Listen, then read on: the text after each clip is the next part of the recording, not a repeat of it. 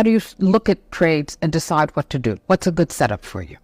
I'm primarily a trend follower, but I have three rules. The first rule is the good trade is a hard trade. The second rule is that I want to fade the short-term trend against the longer-term trend. Why? Invariably, before the market goes up, especially in the morning, before the market goes up, it goes down first.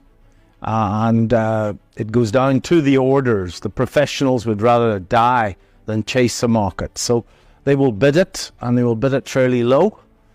And anybody that panics has got to get out of the bid. So invariably, before the market goes up, it goes down first. Many people believe that there's somebody out to get them, but in fact, that's rubbish. It's just professionals doing their job. And your third rule? The third rule is that I want to put my entries where the masses put their stops.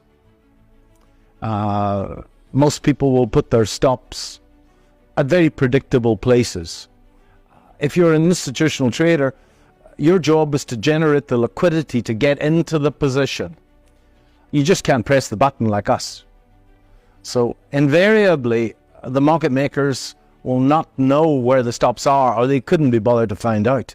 But they know that most people will put their stop a tick or two below the last low. And invariably, the market will go to where the obvious stops are over and over and over again. So rule number 3 is I want to put my entries at the obvious stop. So the next time you're going to put a trade on, and just think, where would I put my stop? And just as you think that, pick something heavy up from your desk and smack it around your head.